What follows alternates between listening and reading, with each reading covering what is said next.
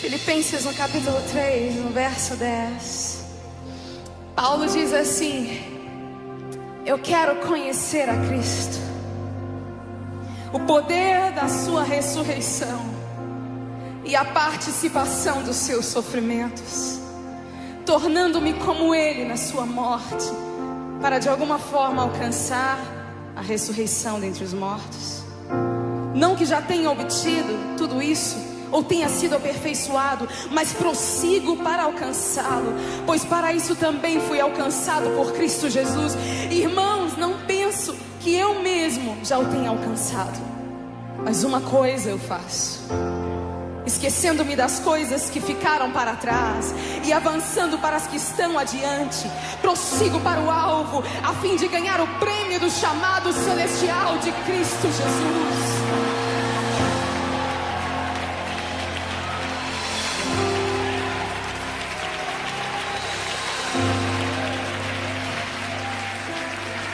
O apóstolo Paulo estabeleceu um padrão. Existe um padrão que ele traduziu tão bem, como sendo um padrão de um verdadeiro cristão. Ele diz: eu quero conhecer a Cristo, eu quero conhecer o poder da sua ressurreição, e eu quero conhecer a participação dos seus sofrimentos. Em outras palavras, Paulo diz: eu quero conhecer a Jesus, me aprofundar neste relacionamento com Ele. Eu quero conhecer o Espírito Santo de Deus, o mesmo Espírito que ressuscitou a Cristo Jesus dos mortos, é o Espírito que habita em mim e em você. E a Bíblia nos diz: não se embriague com vinho no qual há confusão. Tantas coisas embriagam esta geração, tiram a atenção desta geração, mas é tempo de nos enchermos do Espírito Santo de Deus. Aleluia. E uma outra marca na vida do cristão verdadeiro é que ele busca participar dos sofrimentos de Cristo Jesus. Nós somos uma geração que não suporta ouvir falar em sofrimento. Quem aqui gosta de sofrer? Ninguém. E quando se fala em sofrimento, logo se diz: mas nós não somos destinados a uma vida de vitória. Em Cristo não somos mais do que vencedores. Por que temos que sofrer? Sofrimento não tem nada a ver com a vida cristã. Eu quero te dizer que sofrimento tem tudo a ver com a vida cristã. E os sofrimentos a que Paulo se refere, entre outras coisas, significa negar-se a si mesmo. Negar-se a si mesmo. Jesus Cristo disse: se alguém quiser vir após mim, negue-se a si mesmo, tome cada dia a sua cruz e siga-me.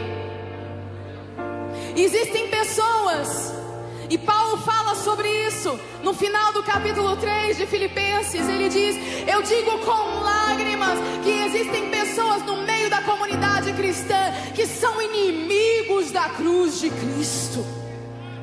E quando é que se tornam inimigos da cruz de Cristo?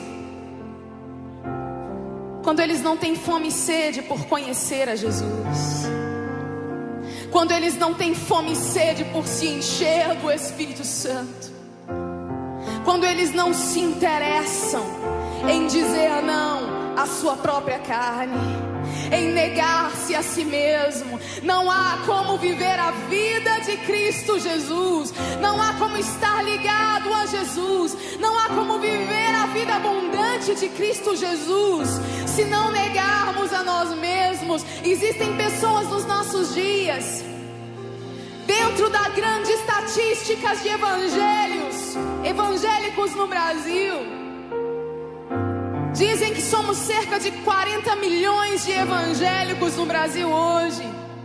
Mas existem pessoas dentro desta estatística de 40 milhões que não se enquadram dentro daquilo que Paulo falou, porque não tem fome e sede por mais de Deus, não tem fome e sede pelo pão da vida que é Jesus, não buscam ser cheios do Espírito Santo de Deus e não negam a si mesmos, não buscam viver uma vida de renúncia e piedade.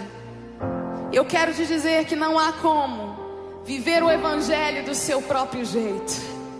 Não há como montar um evangelho para você, viver aquilo que apenas te interessa, viver aquilo que te agrada. Ou nós vivemos do jeito que Jesus quer, ou não vivemos com Ele, ou somos por Ele, ou somos contra Ele. Não há como ficar no meio termo, não existe comunhão entre luz e trevas. Não há como andar com Jesus e andar servindo o pecado, servindo a sua carne. Não há como andar com Jesus e fazer negociações com o pecado. Não existe possibilidade de se ter uma aliança com Jesus e uma aliança com o mundo. E eu creio que o Espírito Santo nestes dias tem despertado corações de jovens, velhos, crianças, adolescentes, homens, mulheres, que não se conformam com este século, mas que têm buscado se adequar àquilo que o Evangelho diz que precisa ser vivido. E Paulo disse: eu quero conhecer a Cristo, quero conhecer o poder da sua ressurreição,